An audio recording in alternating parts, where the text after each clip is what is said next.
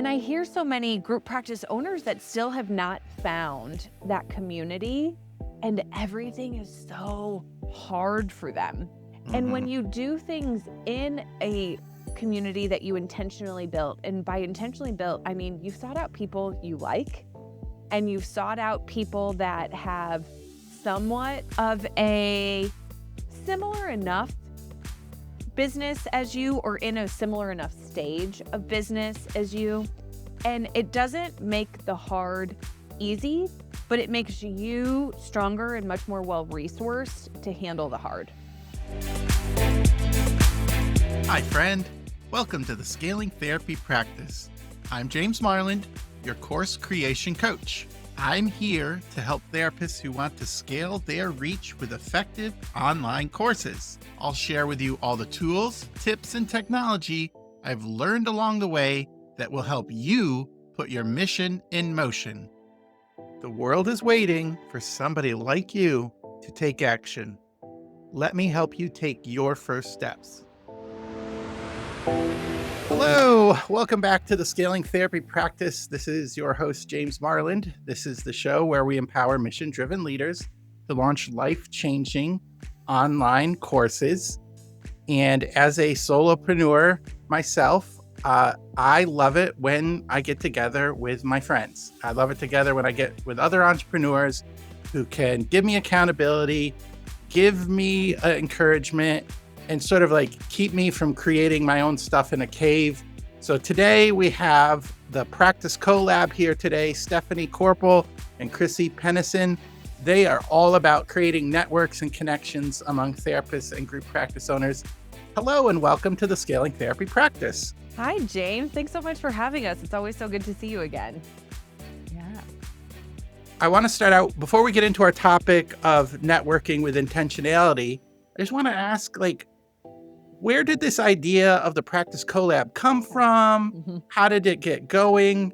And why is it important to you? So yeah, just can you give us one of you or both of you, probably both of you, just tell us what the Practice CoLab is all about. Yeah, I'm usually tapped with the origin story, so I'm happy to continue that trend. Go for it, Steph.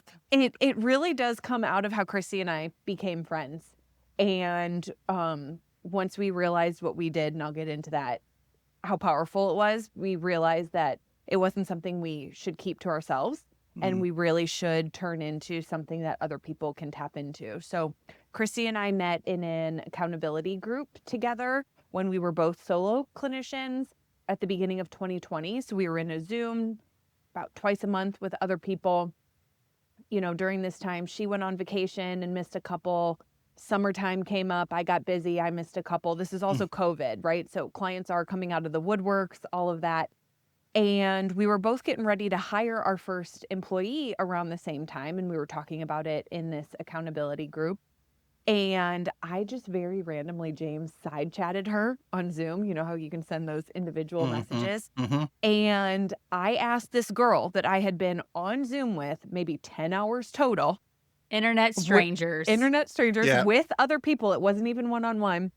If she wanted to meet me in Nashville for a working weekend so we could do the things we needed to do to put a foundation in place in our business to be able to hire. And I wanted to get away to do that because I knew if I was trying to do those things in my home, I would probably let a couple of clients come on my calendar that Thursday and Friday. I'd do laundry. I would just get distracted and not have that focused work. You're nodding your head like this is something very familiar. Focus time. It's precious. Yes. But I think, I underestimate what I can get done when I'm not focused. And I have tricks now, like I time block, and I also use this the tomato method, Pomodoro. Why did I call it potato? I don't know. You got there. It's okay. Pomodoro that method, James. Yeah, I have a little app on my screen that gives me focus time because I know without the focus time it won't get done. And so it sounded like you were like, we gotta knuckle down and focus. Yes. But why didn't you just do it by yourself? Why didn't you just be like, you know what? James, This is the question we all ask ourselves. Why can't we just do this by themselves? I mean, seriously, honestly, I just had a conversation today where I was talking with somebody who she gave me steps that I already knew that I needed to do, Mm. but I've realized I haven't done them. Mm. So I think, for me and Steph, the reason what kind of compelled me to join her on this adventure to go meet her in Nashville, this internet stranger I didn't know who. Actually, we didn't know each other so much, James, whenever she pulled up in the Mustang that she had gotten. I love that you always include that detail. I just think it was crazy because she got, like, I guess, upgraded in the car. So it was like this Oh, right. convertible Yep. Mustang. It, like, really brought me back to my youth. But she pulled up in this convertible Mustang, and we were still messaging on Facebook Messenger. But I think Because we didn't have each other's phone numbers. Like we didn't have each other's phone numbers. That's Yeah. how much of strangers we were. We didn't have each other's Seriously. phone numbers. And we probably only knew each other's last names because of Zoom and how having to sign in with your name. Yeah, that's it. But what we found was by doing this experience, and I know Steph was probably getting to this part of the story, but is we actually showed up and we had so much focused time because not only did you have accountability, somebody sitting across from you in this Airbnb where, there really wasn't much else you could do. I mean, sure, you could have watched Netflix or something like that, but we came there with an intention to get stuff done. And you had accountability and then you had intentionality as well in that moment because, we can get distracted or not work on that thing that we said we were going to work on. But you have somebody sitting across that's like, didn't you say you were going to do that? And then somehow we really did work kind of like crazy people. I mean, we've learned how to do it more healthily these days, but. Well, and the other thing that I think is really important about working in a group is when you are an entrepreneur, when you are a business owner, or even just a really visionary, ambitious leader, you have an idea. And if you need to talk to somebody to problem solve a hurdle that's preventing the full implementation of the idea. But if you always have to stop what you're doing in the ideation phase, reach out to somebody to get on their calendar, which is usually a couple weeks later, at you've now least. lost the momentum. And so if you are doing that work with somebody else, you can be typing and beautifully coming up with this list that then turns into whatever it is. And as soon as there's a small hurdle or a moderate hurdle, or maybe even a large one, there's somebody right there and you can say, can I get 5 minutes of your attention? And if it's in a group setting, you can have the whole hive mind. And then you're not losing any inspirational or motivational momentum because time's not getting in the way. You have somebody to dive in with you right then. And I think that's really, really valuable because we all know how easy it is once you stop to stay stopped for a while because so many other urgent, important things come up or you just lose focus. Well, I tell my wife my mind is like a train and it takes a while to get going because train, it's lots of weight, lots of things going on. When it gets up to speed, it's moving. Like it doesn't take much to keep it going. You just got to keep it going. But when I get interrupted, when it gets derailed, I'm not just off the tracks. I am a wreck. I am a train wreck.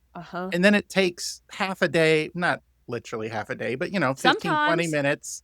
Yeah. Yeah. Or you never get back to it because it's such a wreck. And you're like, I often find like when I don't have 90 minutes or something to focus, I will try to fit in little tasks to do. But that focus time where you can stay on the track and stay moving and get little bits of support, it's extremely valuable. So it sounds like in your meeting, I was picking out 3 things. You had accountability, intentionality, like you intended to do something, but there was also some sort of structure or goal or like so before or we moving went down towards there, something. Before we went down there, we both reflected on what projects we wanted to get done and kind of emailed each other about it. And that was also to make sure we were bringing the correct materials, right? So is there anything you need to print? Some planning. Yes. And so that was really helpful. And, we all know that speaking out or writing out goals is really helpful, even when you're alone. So the power is, I think, at least 2x when you're doing it out loud and somebody is like bearing witness to that. But yes, then we knew what each other was working on. So we could even kind of schedule ourselves to be and we could even schedule to be doing similar things at the same time, right? So if we were both, I think we both worked on job descriptions in the beginning of an employee manual at the same time and then moved on to marketing and developing those kind of marketing and advertising assets for our new hires. And so then we were also kind of in the same state of flow, using the same parts of our brain or headed toward the same aim within our own individual business, but side by side. Yeah. How did you handle time off? How did you handle sick time? How did you handle, Yes. space management or call offs, all that stuff? Exactly. Yeah. How would you categorize this expense versus this expense? How do you Things think like this that. sounds? Uh-huh. And Mhm. so we walked away from that weekend with so many things done, so many problems solved, things marked off our to-do list. And we actually did it a few times since that first original time. And then we realized, okay, if this is bringing this much transformation for us, I think we are onto something. And then how can we expand that to Mhm. other people? And facilitate for them the date, the place, the structure, all of that. Yeah. So Yeah. they can truly enter without having to make those reservations, find the restaurant, decide the food. Because It's one less decision. Like the Exactly. decision fatigue. Listen, that's another Yeah, podcast that could be a whole nother topic. episode. Yeah, that's another episode. But yeah, decision fatigue is crazy. And I love traveling, but I hate planning trips. Mhm. Like my favorite Me too, trip, I've taken James. one cruise, and it was my favorite thing to do because all I had to do was get there, Yes. and then somebody else did everything else. Like Yes. Yeah. they drove the boat. You wouldn't want me driving a boat, but they drove the boat. They made the food. They did the entertainment. We saw cool stuff. Yeah. So you're trying to did do you know? something. How did What? you know, James, what I'm doing next week? Are you doing a cruise? Where you going? Sidebar. Where you going? Yeah, just the Caribbean. But I chose a cruise because the exact same reason Yeah. that you said. I'm in a point where like I've made so many decisions so Ugh. far this year that I'm like, if all I have to decide is, where to go and can I get on the boat? Yep. The end. That sounds Yep. fabulous to me. But anyway, sorry, that was a sidebar. Well, so yeah, I love it. Okay, I'm distracted by cruises. I got to get back. Train have to come back on the track. So my all life right, every day, James. Go ahead. this is probably a good place to talk about networking with intentionality. Yeah. Because what you're talking about is like networking and masterminding and co-working together. But you brought up, as we were talking in the pre-show, some sort of like an interesting thing that I hadn't really thought about is you want to network intentionality as a group practice owner, not just as an individual therapist or individual contributor. And I just wanted to talk about why that's important. How do you do it? And what do you actually do? So can you set up that topic? Sure. Because I found it, as I said, it was really interesting that you made the distinction. We all know we need to network. It's like, business management, growth 101. We got to network and build our network. Mhm. But then you brought in this other piece as you're wearing a different hat. So can you explain that a little more for me and the audience? Yeah. So to exactly the point that you made, when we are solo therapists, there's networking for business growth, right? It's finding new referral sources, Mhm. whether that's other therapists or local chiropractors or whoever it is. And so much of that is driven by, I need business. Now, in some communities, there are a lot of networking for cutting against the isolation. And that depends, I think, on the area you live. But as a business owner, there's networking for like many more multitudes of reasons, I think. And one of those is to cut across the isolation that is having employees, right? So many of us get into this because we want to build a community and have a team. And then we realize we're the leader of the team, so we're not really in the community that we just built. That's really hard. Yes. I mean, Yes, it is. that you learned that through pain, really. I It's don't the know how only else you way. learn it. Through pain. Yes, You're like, and- wait, and- I'm not involved in this. And that can be, you have a beautiful team that is cohesive and you really enjoy, but you are still an other when you are the leader of the organization. So you still need to find your community for your emotional support. You need to find your community for all of the questions that don't make sense to ask anywhere else. And those are things like, that also don't make sense to Google. what retirement plan makes the most sense is a great example. You need to talk through it with a lot of people. What did you try? Who did you go with? And that's very different than getting insight from a financial planner or somebody in the financial world. It's very different than what your parents might have to offer. And it's truly talking about two other people that have either a similar group size or have been there before about, I went with the simple, I went with a 401k. This is the company I did. This is a This is consideration why I about went with them and would never do it again. exactly. And I have those Exactly. stories. And I hear so many group practice owners that still have not found that community, and everything is so hard for them.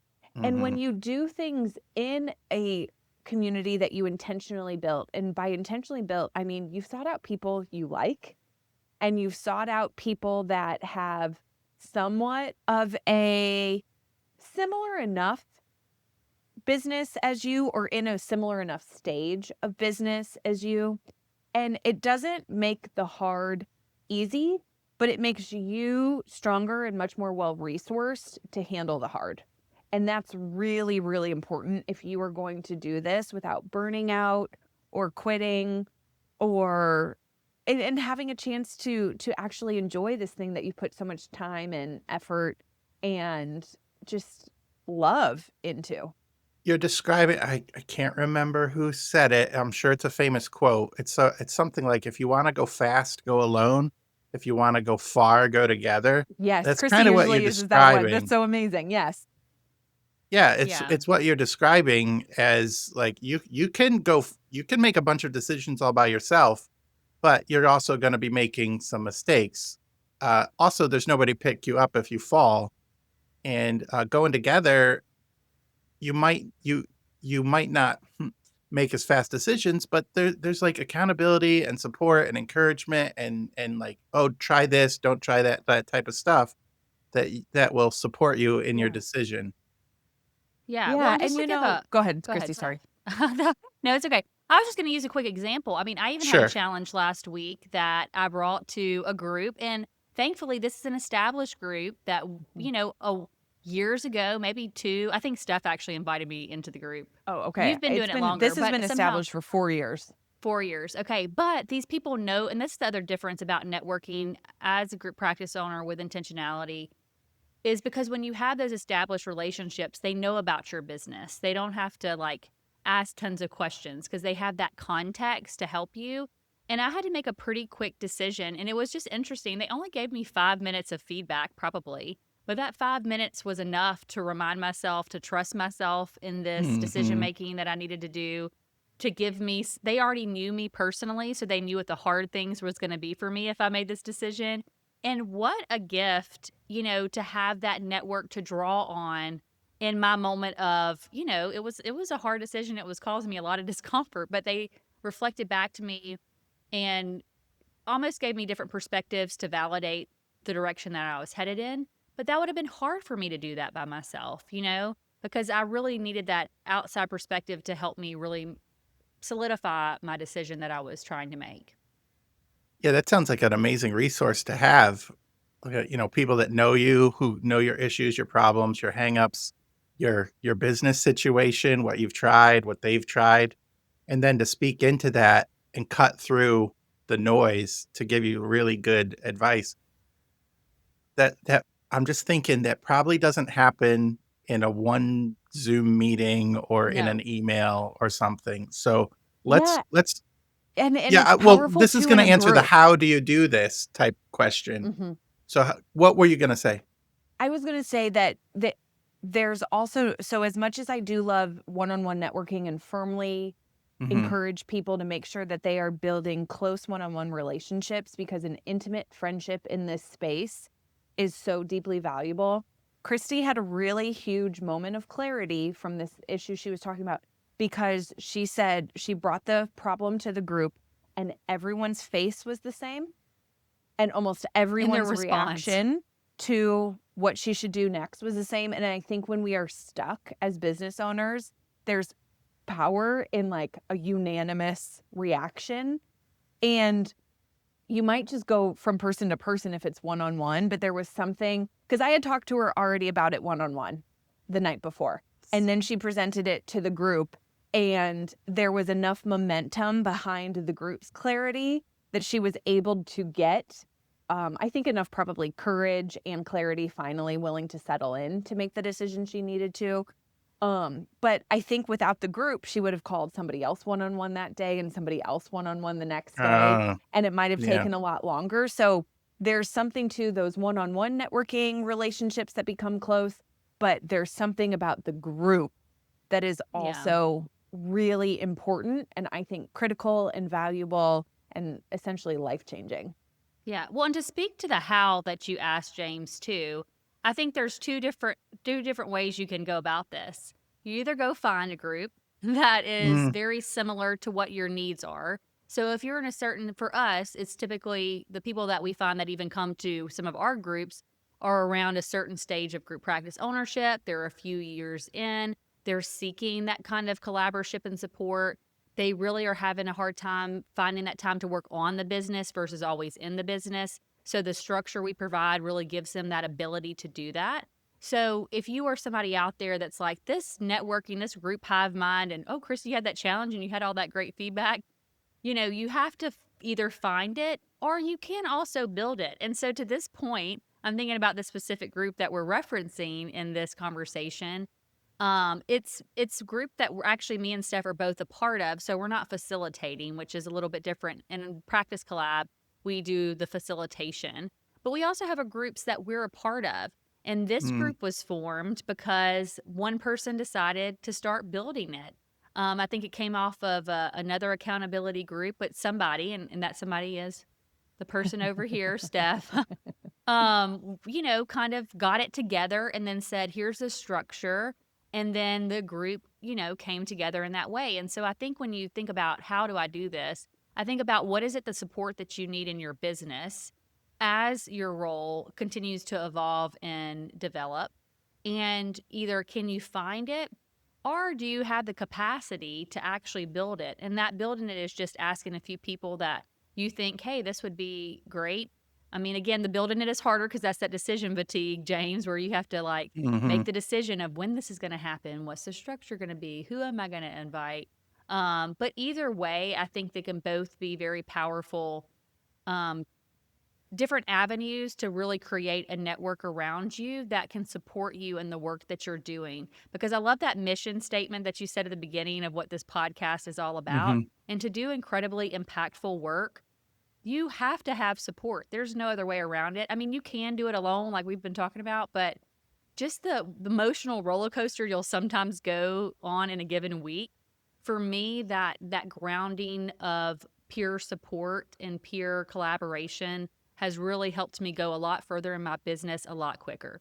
So you made me think of it's really hard to be an entrepreneur with all the things, right? Like just the pressure, even just keeping the lights on or paying the bills, or like HIPAA happens and all these things going on. So you said something like, if I can just make it to group, I'll be okay, which made me think of my friend Emily, who has 2 kids and her husband works nights. And so sometimes she's like virtually alone with 2 kids under 2 for like days. The guy, he's home, but he's sleeping, and then he goes to work. He's a nurse and he works like 10-hour shifts. So anyways, my wife and I have been going over to their house and just having dinner with her and watching the kids so she can do a few household chores and feel normal. And she has said often, if I can just make it to Wednesday, James and Lorinda are going to be here and everything's going to be okay. And I'm thinking a group like you're just talking about gives you that hope, because if you're like thinking, I got to make it a month, 6 more weeks, a year until this is done without any support, you're going to crumble. Like it's going to like scrape you like not enough butter over toast. Like you're going to be thin. And, that having a group that you can think about, like, if I can make it to group, I'm going to be okay, is a huge benefit to those new-ish practice owners who are starting to get things figured out. So that was my thought. Yeah. Well, and I would Yeah. even say, even to the established ones, it's really interesting because sometimes we think, and this is how the experience is when you're on the journey, right? You sometimes think the people ahead of you have gotten it all figured out and they've made it, right? Yes. Yes. Like, you're like, if I can just get there, it's going to be so calm and peaceful. But what me and Steph has found, and I don't know if you would agree with this, Steph, because I don't want to speak for you, but is it just gets more complex. The further you get along the journey, it doesn't mean that there's some things that get easier, but there's more complexity to it. Hmm. And so I think the more complex the situation becomes, the more you need people that can be that sounding board that will help you pull back the layers or dismantle the pieces and really help you figure out how you want to move forward with a decision or a choice or an issue. And but I liked your analogy about if I can just make it to group, because literally Yeah. sometimes I just want to make it Oh, to yeah. make it to the group so that I can say, and sometimes I just want to make it to support other people. So the one other Right. beautiful thing about groups is most of the time, knock on wood, nobody's in crisis all at the same time or having Right. the same challenge all at the same time. And I know Steph likes to reference this a lot, but like sometimes I will have gone through a challenge and it never fails. Either Steph will go through the challenge, the same exact one, similar, maybe a little bit different 3 months later, and vice versa. So Yeah. Yeah. there is some also, because this is such a niche group, for at least us, the one that we provide for group practice owners at a certain stage, then the truth is that y'all all are going to come through some of these challenges. Just it's a matter of when, Mm. So All right. With our last couple of minutes here, just answering Mhm. briefly the question, what do people need to do to intentionally network with other group practice owners? Yeah. So I think that the best way to do this is definitely to diversify where you're doing it. So a lot of different communities might have Facebook groups for group practice owners, and there might already be established groups that you can be a part of, but you can just start interacting in those and try to do one-on-one coffee meetups. And as you find enough people you click with, you can go ahead and start your own group unless Hmm. there's already, like I said, an established one. Another place that I really recommend people find people is in trainings, right? So if Hmm. it is um, Therapy Flow offering a webinar Yep. or, whoever it is, get in there and side chat people on Zoom. Either they say something and you're like, I really resonated with that, or so many times you're in a training and they'll do small breakout groups. And so if you really kind of riff well with somebody in a small breakout room, get their contact information and set up a 20 or 30-minute virtual coffee and just start getting to know people. Most of you won't vibe with everyone, and that's okay.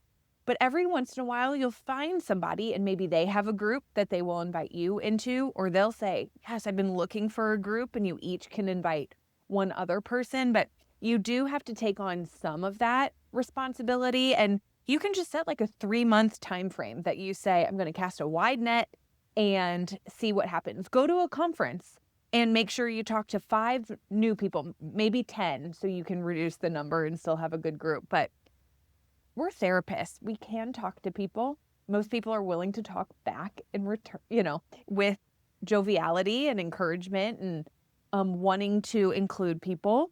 And so it's out there, but you just have to approach it as a little bit of a project for a while, and then Mm. you can take off from there. Did you have anything to add?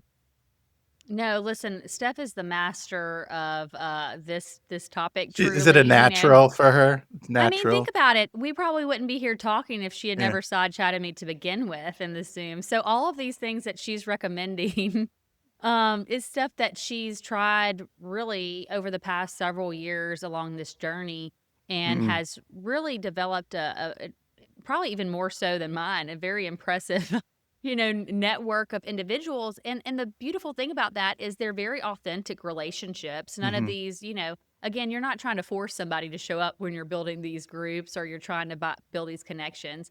You're just trying to say it's really a give is like the way that I like to Mhm. say it. It's a reciprocal relationship where you pull up to the table. And I think that is important to note too, is that you want to create some environment where you do set the expectation of like, I'm here to support you, Yeah. but I also want this to be a supportive thing for me too. And I think when you find people that really operate from that give mentality, give to give, really, then you really can create some beautiful dynamics Mm. in Yeah, having making that that value is really important there. Yes. Yes. It reminds me, one of my friend Nancy from Make Bad Art.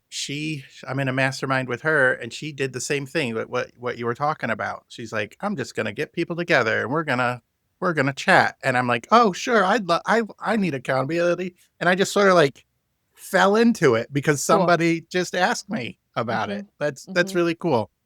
Well, let's I've really enjoyed our conversation, and I think this, creating with accountability with people who are like you, and where you can develop that networking is very important, especially when I feel like we're getting more and more siloed Yes. with like internet and like staying at home for Mhm. days at a time and Yes. stuff like that.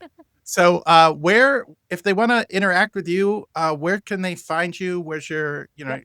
social media and webpage? Yeah, let us know where we can find you. Yeah, so our website is www.thepracticecolab.com. And right now we have 3 offerings. One is an in-person working weekend, very similar to our inaugural Nashville event all those years ago.